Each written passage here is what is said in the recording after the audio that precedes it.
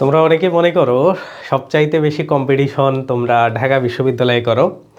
আসলে বিষয়টা এমন না। সবচাইতে সহজ প্রশ্ন যেখানে হয় সেখানে সবচাইতে বেশি কম্পিটিশন হয়। তো রাজশাহী বিশ্ববিদ্যালয়ের এই ইউনিটটা হইলে এমন একটা ইউনিট যেখানে তোমাদের সবচাইতে বেশি কম্পিটিশন অপেক্ষা করতেছে। কারণ এইখানের প্রশ্নগুলো মোটামুটি সব স্টুডেন্টের মানে কমন চলে আসে, যদি আমি সোজা বাংলায় বলতে চাই, বা স্টুডেন্ট ফ্রেন্ডলি যে প্রশ্নগুলা এমন টাইপের প্রশ্ন এইখানে হয়। এছাড়াও আরও বিশেষ কিছু কারণ আছে। রাজশাহী বিশ্ববিদ্যালয়ে তুমি যদি প্রিভিয়াসের প্রশ্ন প্যাটার্নগুলোকে যদি ফলো করতে পারো তাইলে দেখবা সরাসরি ওই প্যাটার্ন অনুসারে তুমি প্রশ্ন কমন পেয়ে গেছো। ইভেন রাজশাহী বিশ্ববিদ্যালয়ের প্রশ্ন ব্যাংক থেকেও অনেক প্রশ্ন সরাসরি কমন চলে আসে, যার কারণে স্টুডেন্টের মার্ক আসলে এইখানে ইজিলি অনেক বেশি হয়ে যায়। আমি যে এই যে তোমাদের লিখছি যে 70+ মার্ক ম্যারাথন, তো এই 70+ মার্ক তুমি ইজিলি পাবা। কারণ কি দেখো, অন্যান্য বিশ্ববিদ্যালয়ে তুমি যদি প্রশ্ন দেখো 70 মার্ক পাইতে গেলে তোমার 70টা প্রশ্ন কারেক্ট করতে হয়। বাট তুমি যদি রাজশাহী বিশ্ববিদ্যালয়ের কথা খেয়াল করো, এইখানে দেখবা তোমার প্রত্যেকটা প্রশ্নের জন্য 1.25 করে আছে। অর্থাৎ তুমি যদি এইখানে 70টা প্রশ্ন কারেক্ট করো তাইলে এটার সাথে 1.25 যুক্ত হয়ে তোমার মার্কটা ক্যালকুলেট করা হবে। তার মানে এইখানে টোটাল তোমাদের প্রশ্নের সংখ্যা থেকে মার্কের সংখ্যাটা বেশি থাকে। এই জন্য টোটাল তোমরা 80টা প্রশ্নে পরীক্ষা দিয়ে এইখানে 100 নম্বর পাবা। যেমন দেখো এইখানে বাংলা থেকে 28 নম্বর, 28টা প্রশ্ন, এবং মার্ক এইখানে বা নম্বরে এইখানে 35। তারপরে ইংরেজি থেকে 28টা প্রশ্ন কারেক্ট করলে তুমি পাবা 35। জিকে থেকে 24টা প্রশ্ন কারেক্ট করলে পাবা 30। তো এই জায়গা থেকে তুমি যে এই যে 70+ মার্কের যে আইডিয়াটা আজকে আমি তোমাদেরকে দেব, এইটা মোটামুটি তোমরা সবাই যারা চান্স পাবা তারা এর কাছাকাছি মার্ক পাবা। মানে প্রিভিয়াস ইয়ারে যদি আমরা অ্যানালাইসিসগুলো দেখি, দেখবা তোমরা এরকম 66 থেকে 70 পর্যন্ত মার্ক ওভারঅল সবাই পেয়ে থাকে যারা চান্স পায়। তার মানে এইখানে 70+ মার্ক এটা আসলে টপ সাবজেক্ট নির্ধারণ করা মার্ক না। তুমি যদি টপ সাবজেক্টে মার্ক পাইতে চাও তাইলে তোমার 75 থেকে এইরকম 78 মার্ক বা 80-র কাছাকাছি লেভেলের মার্ক তোমার উঠাইতে হবে। তো ওভারঅল আজকের এই ভিডিওটা তুমি যদি দেখো তাইলে প্রিভিয়াস ইয়ারের অ্যানালাইসিসের সাপেক্ষে যেহেতু আজকের এই ভিডিওটা করা, আর মোটামুটি প্রিভিয়াস ইয়ারের প্রশ্ন সবচাইতে বেশি এবং প্রিভিয়াস ইয়ারের টপিক সবচাইতে বেশি রাজশাহীর এই ইউনিটে রিপিট করা হয়। তো যার কারণে তুমি এই আজকের এই ভিডিওটা থেকে টোটাল 70 থেকে 80 মার্কের মধ্যে কিভাবে তুমি পাইতে পারো বা কোন কোন টপিকগুলো জাস্ট পড়বা, এই বিষয়ে একটা ক্লিয়ার তুমি এই ম্যারাথন ক্লাসের মধ্য থেকে পেয়ে যাবা। তো আমি যদি তোমাদের প্রিভিয়াস ইয়ারের অ্যানালাইসিসগুলো একটু দেখাই তাইলে তুমি বুঝবা যে তোমার কিভাবে আসলে পরীক্ষাতে পড়তে হবে, বা আগামী যে তোমাদের 10 বা 15 দিনের মতো টাইম আছে এই টাইমগুলোতে কিভাবে তুমি রাজশাহীর জন্য নিজেকে তৈরি করবা। এবং ওই যে প্রথমে যে কথাটা বললাম সবচাইতে বেশি কম্পিটিশন কেন বললাম জানো? কারণ এইখানে যেহেতু প্রশ্নগুলো সহজ হয়, চান্স পাওয়া টপ করা যতটা বেশি সহজ তার থেকে বেশি সহজে তুমি সিটকে যাইতে পারো বা তোমার চান্স মিস হয়ে যাইতে পারে। এই জন্য রাজশাহী বিশ্ববিদ্যালয়ের মানে যেগুলো প্রশ্ন তোমার অবভিয়াসলি আসবে, বা এই যে আমি যেগুলা আইডিয়া তোমাদেরকে দিচ্ছি, এই জায়গাগুলো থেকে প্রশ্ন আসলে কখনোই ভুল করা যাবে না তুমি যদি ভালো করতে চাও। কারণ এইখানে দেখবা 0.25-এর কারণে অনেক দূরে পজিশন তোমার চলে গেছে। তো যাই হোক, আশা করি আজকের এই ভিডিওটা তোমার একটা ক্লিয়ার কনসেপ্ট দিবে এবং তুমি কিভাবে পড়বা এই গাইডলাইনটা রাজশাহী এই ইউনিটের জন্য তুমি খুব ভালো করে পেয়ে যাবা। তো আমি যদি তোমাদেরকে প্রথমে দেখাই এইখানে বাংলার যে তোমাদের 28টা প্রশ্ন আসে, এই 28টা প্রশ্ন বিগত এটা 10 বছরের মোটামুটি ধরো অ্যানালাইসিস এইগুলা।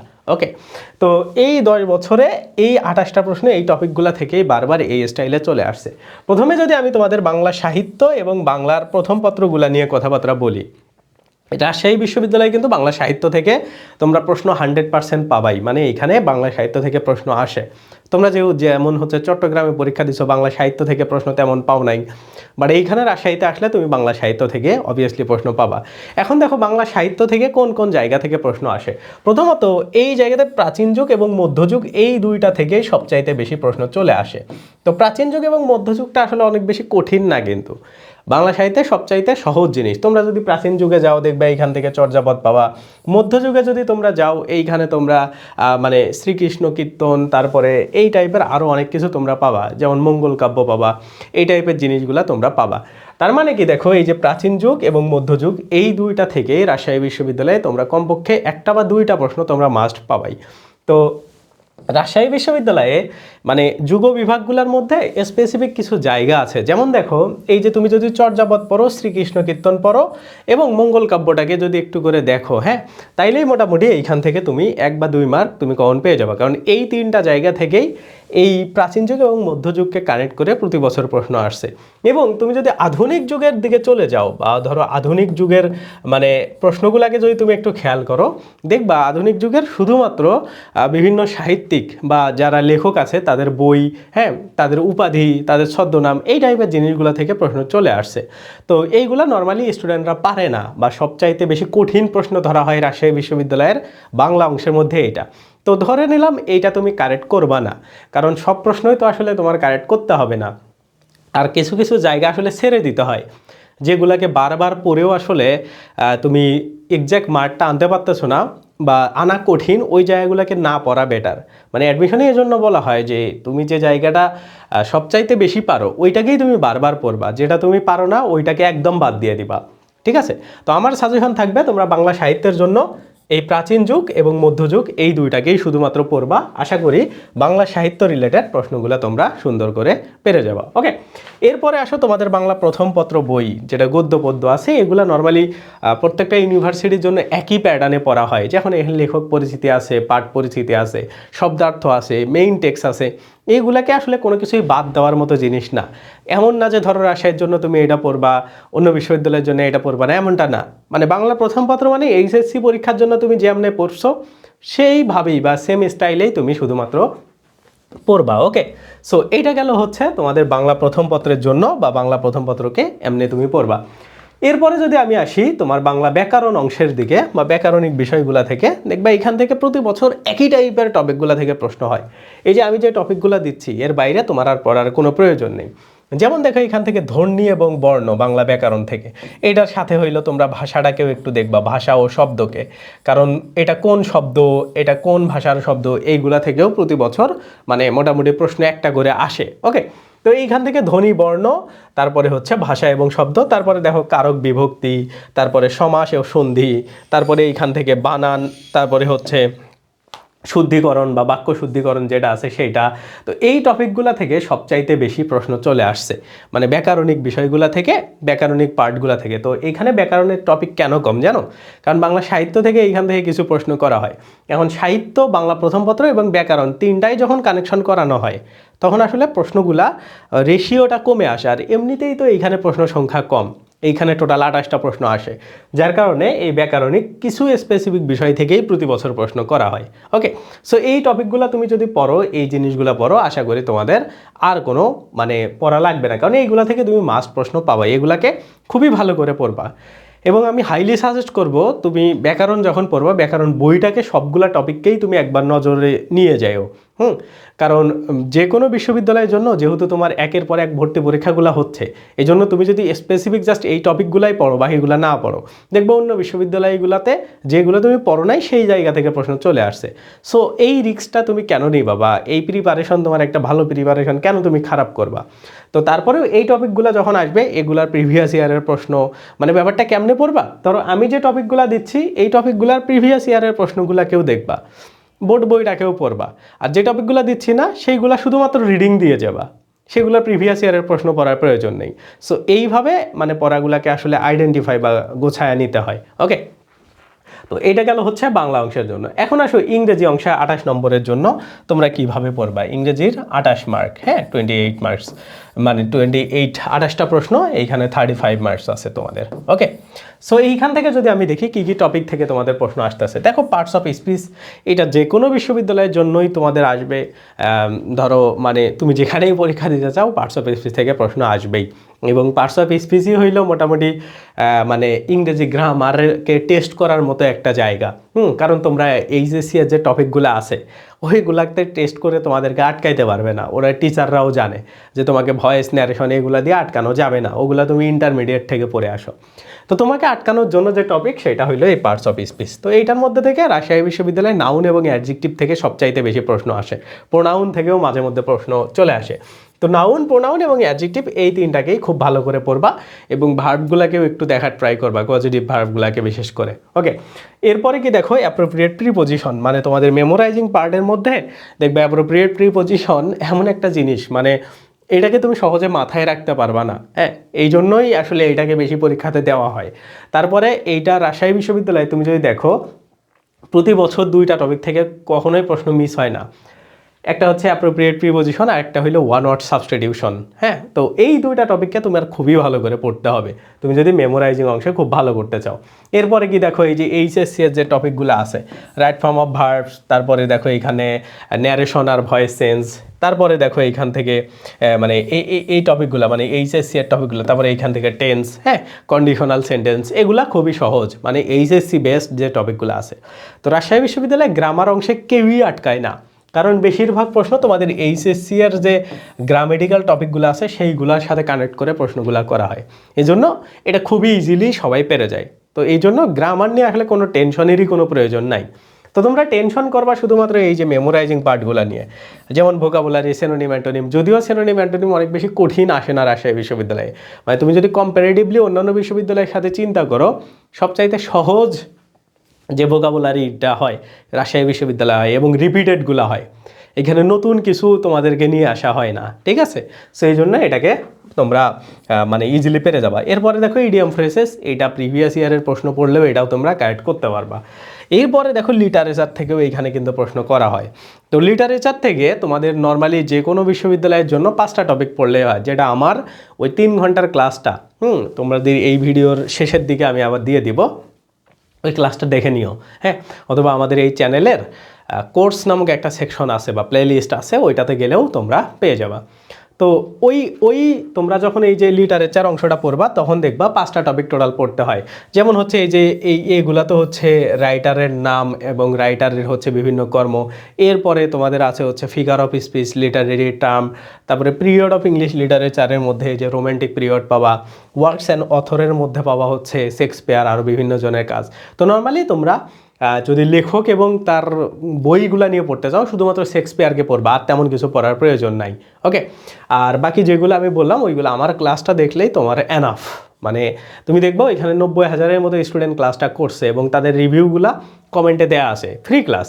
তুমিও এটা যদি করে নাও তাইলে তোমার আর প্রবলেম থাকবে না। ইভেন বাংলা প্রথম পত্রের জন্যও 3 ঘন্টা, মানে বাংলা প্রথম পত্র মানে বাংলা সাহিত্য অংশের জন্য, বাংলা সাহিত্য এবং ইংলিশ লিটারেচারের জন্য 2টাই 6 ঘন্টা একটা ক্লাস আছে, 2টা ক্লাস আছে 3 ঘন্টা 3 ঘন্টা করে। ওই 2টা ক্লাস যদি তুমি করো, আমি তোমাকে গ্যারান্টি দিব তোমার অ্যাডমিশন টেস্টের জন্য যা কিছু লাগে সবই কভার হয়ে যাবে। সবই আমাদের এই চ্যানেলের মধ্যেই ফ্রি করে দেওয়া আছে এবং ওইটা অনেক স্টুডেন্টও দেখে ফেলছে। ওকে, সো আশা করি তুমি যদি দেখো তাইলে তোমার এই কয়দিনে এই 6 ঘন্টার জন্য তোমার ওইখানে যে 3 বা 4 মার্ক কমন আসে একটা করে টপিক থেকে, ওইগুলা তুমি খুব ভালো করে পেয়ে যাবা। ওকে, তো এটা গেল লিটারেচার অংশের জন্য। এখন আসো রাজশাহী বিশ্ববিদ্যালয়ের সাধারণ জ্ঞান অংশ।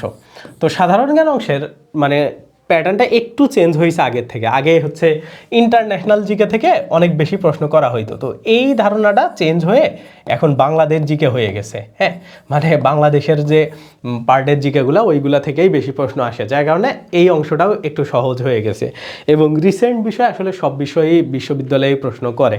যেমন তোমাদেরকে যদি আমি বলি যে নিকোলাস মাদুরোকে হচ্ছে ট্রাম্প আসলে মানে ওটাকে কি বলে, হাইজ্যাকও বলতে পারো, হ্যাঁ, যে তাকে আসলে অবৈধভাবে তার দেশ থেকে তুলে নিয়ে গেল।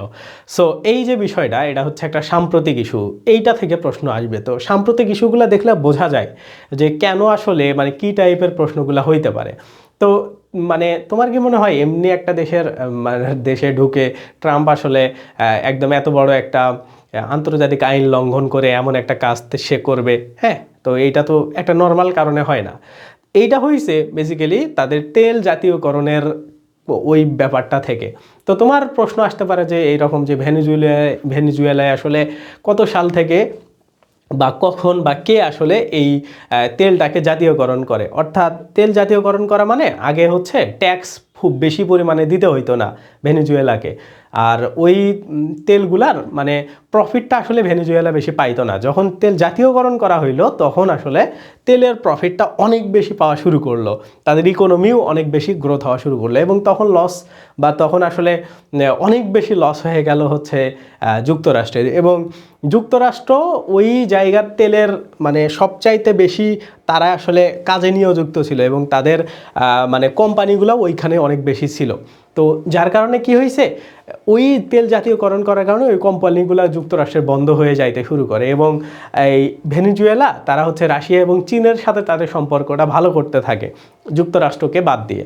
সো এই সব ব্যাপারে কিন্তু অনেক ক্ষুব্ধ হয়ে যুক্তরাষ্ট্র এই কাজটা করছে। হ্যাঁ, সো এই যে বিষয়গুলো কিসের কারণে আসলে হচ্ছে, তো এমন টাইপের সাধারণ জ্ঞান বিষয় বা রিসেন্ট জিকের বিষয়গুলো কিন্তু এই জায়গা থেকে আসে। ওকে, মানে রিসেন্ট জিকেটা এমন না যে রিসেন্ট যা ঘটতেছে যে কত তারিখে হচ্ছে একে তুলে নিয়ে যাওয়া হইলো, এমন টাইপের প্রশ্ন আসে না, আসে এক্সাক্ট ওইটার কারণটা নিয়ে, যে কি কারণে আসলে এই তাকে নিকোলাস মাদুরোকে তুলে নিয়ে যাওয়া হইলো। সো এটার পিছনের ঘটনাটা কি, এইগুলা জানতে চাই টিচাররা। সো এই রিলেটেড কিন্তু সাধারণ জ্ঞানের যে সাম্প্রতিক বিষয়গুলো এগুলার প্রশ্ন তোমাদের হবে। হ্যাঁ, সো যাই হোক, এইটা তোমাদের যদি আমি ক্লাস নিতাম তখন হিসাব আলাদা হইতো, জাস্ট বলে দিলাম যে রিসেন্ট টাইপের প্রশ্নগুলো আসলে কেমন হয় বা কোন আঙ্গিকের টিচাররা চিন্তা ভাবনা করে। ঠিক আছে, এটা গেল এখানকার বিষয়। তো দেখো এখানে কিছু কিছু টপিক আছে যেগুলো থেকে বারবার পরীক্ষাতে প্রশ্ন আসছে। যেমন দেখা এই যে মুক্তিযুদ্ধ এবং এই ইতিহাস, মুক্তিযুদ্ধ এবং ইতিহাস বলতে ভাষা আন্দোলন। হ্যাঁ, তো 6 দফা তো এখন আসলে প্রয়োজনীয় না, তারপরে হচ্ছে মুক্তিযুদ্ধ বঙ্গবন্ধু প্রয়োজনীয় না, তো এইগুলা থেকে প্রিভিয়াসে প্রশ্ন আসতো। তার মানে ভাষা আন্দোলন এবং 71 এই দুইটাকে পড়বা। তারপরে কি দেখো এই যে জাতীয় ইতিহাসগুলো, আমাদের যেগুলা মানে আমাদের জাতীয় বিষয়বলির যে ইতিহাসগুলো আছে সেগুলা, হ্যাঁ, এগুলাও খুবই গুরুত্বপূর্ণ। তারপরে কি দেখো এই যে উত্তর অঞ্চল নিয়ে, রাজশাহী এবং উত্তর অঞ্চল বলতে রংপুর দিনাজপুর এইগুলা নিয়ে, বরেন্দ্র অঞ্চল নিয়ে, তো এগুলা নিয়ে কিন্তু তোমরা প্রশ্ন পাবা রাজশাহী বিশ্ববিদ্যালয়ে। সাম্প্রতিক বিষয়গুলা নিয়ে তো সবগুলা যুদ্ধ বিগ্রহ যা কিছু আছে সবগুলা নিয়েই তো প্রশ্ন পাবা। এরপরে যদি তুমি আন্তর্জাতিক বিষয় নিয়ে দেখো, আন্তর্জাতিক বিষয় থেকে প্রতি বছরই সংগঠন সংস্থা এগুলা থেকে প্রশ্ন চলে আসে। ওকে, সো এই জিনিসগুলা খুবই গুরুত্বপূর্ণ, এগুলাকে তুমি দেখবা। তারপরে কি দেখো এই রাজশাহী বিশ্ববিদ্যালয়ের আইসিডি এবং বিজ্ঞান অংশ থেকে কিছু প্রশ্ন থাকে। আইসিডি থেকে তোমরা 2 বা 3টার বেশি আমি দেখি নাই, তো নর্মালি 3টা প্রশ্ন বেশি থাকে, মানে 3টার প্রতি বছরই থাকে। মানে রাজশাহী বিশ্ববিদ্যালয়ের এই জিকে অংশের মধ্যে যে 24টা প্রশ্ন থাকে, এই 24টার মধ্যে 3টা হচ্ছে আইসিডি থেকে আসে, এবং এই আইসিটি থেকে তোমাদের বেশিরভাগ প্রশ্ন আসছে 3য় চ্যাপ্টারের প্রথম অংশ থেকে, আর মাঝে মধ্যে তোমাদের 2য় অধ্যায় থেকে প্রশ্ন আসে। মানে 2য় এবং 3য় এই 2টা চ্যাপ্টার পড়লেই এই জিকের মধ্যে যে আইসিডি অংশের প্রশ্নগুলো থাকে এগুলো তুমি পেরে যাবা। আইসিডি যদি এই 2টা চ্যাপ্টার কারো ভালো করে পড়া থাকে তাইলে তুমি এই আইসিডির 2 বা 3 মার্ক এগুলো তুমি পেয়ে যাবে, এবং বিজ্ঞান থেকে এই প্রশ্ন পারার কোনো প্রয়োজনই নাই। হ্যাঁ, তো এইগুলা দৈনন্দিন জীবনে আমাদের কাজে লাগে যেগুলো, ওগুলো 1-2টা প্রশ্ন আসে। হ্যাঁ, ইন্টারনেট এই রিলেটেড প্রশ্নগুলো আসে। তো এইটা হচ্ছে রাজশাহী বিশ্ববিদ্যালয়ের এই ইউনিটের প্রশ্ন বিগত সালের তোমাদের 2টা গ্রুপেরই। তো এগুলার অ্যানালাইসিস এবং এগুলার অ্যান্সার সহ সব কিছু আমরা আমাদের যে কোর্সটা আমাদের শুরু হচ্ছে ওই গ্রুপটার মধ্যে আমরা দিচ্ছি। তো তোমরা যারা যারা চাও যুক্ত হইতে পারো। এই যে গুচ্ছ বি ইউনিট, এটা 7ই ফেব্রুয়ারি থেকে শুরু হচ্ছে, ফি হচ্ছে মাত্র 1600 টাকা। আর এটাতে তোমাদের 60 সেট এক্সাম থাকবে। হ্যাঁ, 60 সেটস এক্সাম, মানে 60 সেট কেন আমরা দিচ্ছি, কারণ এইখানে তোমাদের টোটাল 30টা মানে 3000 প্রশ্নের আর কি একদম গুচ্ছের বি ইউনিটের প্যাটার্নে প্রশ্ন থাকবে, এবং বাকি 30 সেট থাকবে হচ্ছে একদম ওভারঅল যা কিছু পড়াচ্ছি সেইগুলার সাপেক্ষে। হ্যাঁ, সো এই 60 সেট প্রশ্ন যদি তুমি কভার করতে পারো, আশা করি গুচ্ছের বি ইউনিটের তোমাদের এক্সাম নিয়ে আর কোনো প্রবলেম থাকবে না। এবং এগুলা থাকবে আমরা যেদিন যতটুকু পড়াবো, এই ভিডিওর ডেসক্রিপশনে দেখবা রুটিন দেওয়া আছে, ওই রুটিন অনুসারে প্রতিদিন লেকচারে, হ্যাঁ, যেমন লেকচার 1-এ আমরা যে টপিকগুলো পড়াবো, এবং প্রতিটা লেকচার আমরা 2 দিন করে ধরে পড়াবো তোমাদের। তো টোটাল তোমাদের এই কোর্সটা চলবে হচ্ছে 55 দিন। হ্যাঁ, তার মধ্যে 40 দিন হচ্ছে তোমাদের লাইভ ক্লাস চলবে, আর 15 দিন রিভিশন চলবে। তো মোটামুটি 7 ফেব্রুয়ারি থেকে তোমাদের একদম পরীক্ষার আগের দিন পর্যন্ত আমরা তোমাদের সাথে কানেক্টেড থাকবো। তো আশা করি গুচ্ছের তুমি যদি একটা কম্প্রিহেনসিভ এবং কমপ্লিট প্রিপারেশন নিতে চাও, এই কোর্সটা তোমার জন্য একটা বেস্ট কোর্স হইতে পারে। তো অলরেডি আমাদের এই কোর্সে এখন পর্যন্ত 29 জন জয়েন হয়ে গেছে। হ্যাঁ, সো এটাতে আমরা টোটাল 75 জন নিচ্ছি। তো তোমরা যারা যারা চাও তারা আমাকে এই ভিডিও ডেসক্রিপশন থেকে হোয়াটসঅ্যাপ নাম্বারে নক দিতে পারো, অথবা এই যে এইখানে হোয়াটসঅ্যাপ নাম্বার আছে এইটা থেকেও তোমরা আমাকে নক দিতে পারো এই ডিসক্রিপশন থেকে। ওকে, অথবা আমাদের ফেসবুক থেকে দেখলে পেজেও তুমি আমাদের নক দিতে পারো। তো দিয়ে আমাদের এই গুচ্ছর ব্যাচটাতে যেহেতু আমরা কম স্টুডেন্ট পড়াচ্ছি, মানে আমাদের টার্গেট হচ্ছে আমরা 1-to-1 স্টুডেন্টের সাথে কানেক্ট করব। হ্যাঁ, এবং আমি যেহেতু অনেকগুলো ক্লাসই তোমাদের নিব, যেমন আমি তোমাদের জিকে ক্লাস নিব, ব্যাকরণ ক্লাসটা নিব, আর ইংরেজি গ্রামারও হয়তো আমি তোমাদের নিতে পারি, নাইলে তোমাদের সাদি ভাইয়া নিবে। আর আমি যদি আমার গ্রামার ক্লাসটা না নিই, তোমাদের আমার যে 27 ঘন্টার আমার গ্রামার একটা ক্লাস পেইড ব্যাচের স্টুডেন্টের জন্য, যেটা দেখলে তোমার গ্রামারের আর কোনো প্রবলেম থাকবে না। গ্রামার আর ইংলিশ লিটারেচারে প্রায় 35টা টপিকের, তো সেই ক্লাসটা তো আমি তোমাদের ভর্তি হওয়ার মাত্রই দিয়ে দিব। তো তোমরা যারা যারা চাও আমাদের জাস্ট এই কনফার্মেশন, মানে আমাদের টোটাল হচ্ছে এই 29 জন কনফার্ম করে দিছে। তো আর বাকি যতজন থাকে আমরা ততজনকে নিয়ে আমাদের এই কোর্সটাকে ভর্তি শুরু করব। তো তোমার জাস্ট মানে অ্যাডমিট হইতে চাও এতটুকু বলে আমাকে নক দিলেই হবে, আর আমি তখন তোমাদেরকে আমাদের হোয়াটসঅ্যাপ গ্রুপটাতে অ্যাড করে দিব। তো ওইটাতে আমরা আপাতত এই 1 মাস তোমাদের গাইডলাইন করব। তারপরে তুমি আমাদের এক্সাম সিস্টেম দেখবা, আমাদের ক্লাস দেখবা, সব কিছু তোমার পছন্দ হইলে তারপরে তুমি ভর্তি হবা। হ্যাঁ, না দেখে কোনো কিছু ভর্তি হওয়ার কোনো প্রয়োজন নাই। 1 মাস আমাদের অবজার্ভ করবা, করার পরে তোমার যদি মনে হয় যে আমাদের কোর্সটা তোমার জন্য ইফেক্টিভ হবে, তারপরে তুমি আমাদের কাছে ভর্তি হবা। ওকে, সো এই সুযোগটা তুমি যদি নিতে চাও এই ভিডিও ডেসক্রিপশন থেকে আমাকে নক দাও, অথবা আমাদের ফেসবুক গ্রুপেও বা ফেসবুক পেজে আমাদেরকে ইনবক্সে নক দিলেও হয়ে যাবে। ওকে, সো এইটা গেল গুচ্ছ বি ইউনিটের। এবং তোমাদের জন্য আরও একটা চমৎকার অ্যানাউন্স আছে, সেটা হলো তোমরা যারা জগন্নাথ বি ইউনিটের এক্সাম ব্যাচ খুঁজতেছো। হ্যাঁ, তো এইটা আমরা হচ্ছে 399 টাকায় তোমাদের জন্য এক্সাম ব্যাচ চালু করে দিয়েছি অলরেডি। তো তোমরা চাইলে এই যে এইখান থেকে এসে এটা কিনে নিতে পারো। তো এইটা তোমাদের শুরু হবে হচ্ছে 7 তারিখ থেকে, 7 জানুয়ারি থেকে। তো এই যে এখান থেকে 399 টাকায় কিনে আমাকে হোয়াটসঅ্যাপে নক দিলে আমরা প্রাইভেট গ্রুপটাতে তোমাকে অ্যাড করে দিব। সো এটা চাইলে এখানে 60 সেট তুমি এক্সাম পাবা শুধু জগন্নাথের বি ইউনিটের প্যাটার্নে। কারণ তোমরা সবাই জানো এবার জগন্নাথের প্রশ্নের প্যাটার্নটা চেঞ্জ হয়ে গেছে, 96টা তোমাদের প্রশ্ন থাকবে। সো ওই হিসাবে তোমরা চাইলে এটাতে অ্যাডমিট হইতে পারো। হ্যাঁ, সো এটা 399 টাকায় শুধু এক্সামের জন্য, এবং 1 মাস তুমি এটাতে এক্সাম দিয়ে জগন্নাথে পরীক্ষা দিবা, 60 সেট এক্সাম তুমি পাবা। সো এটা হচ্ছে এখানকার বিষয়। তো এইটার ডিটেলস বোঝার জন্য তুমি জাস্ট এটাতে এসে ক্লিক দিবা, এখানে দেওয়ার পরে দেখবা এটার ভিতরে একটা ভিডিও আসতেছে, ওইটাতে তুমি দেখতে পাবা কেমনে তোমার এক্সামগুলো হবে। ঠিক আছে, সো এইটাই। তোমরা যারা যারা চাও, যেখানেই চাও না কেন ভর্তি হওয়ার জন্য আমাকে নক দাও, আশা করি তোমরা পুরো ডিটেলসটা পাবা এবং তোমার জন্য হেল্পফুল হবে। তো যাই হোক না কেন, তো যা কিছু বললাম সেগুলো হচ্ছে তোমাদের এই 15 দিনের মানে পড়াটাকে গোছায় নিতে। এখন রাজশাহী বিশ্ববিদ্যালয়ে তুমি যদি ভালো করতে চাও, তোমার মেইন কাজ হবে এই টপিকগুলো পড়া, রাজশাহী বিশ্ববিদ্যালয়ের প্রশ্ন ব্যাংকটাকে খুব ভালো করে পড়া, কারণ ওইটা থেকে তুমি 10টার মতো প্রশ্ন রিপিট পাবাই। সো এই জন্য এটাকে খুব ভালো করে পড়ো, আশা করি তোমার জন্য একটা বেস্ট আউটপুট আসবে রাজশাহীর এই ইউনিটে।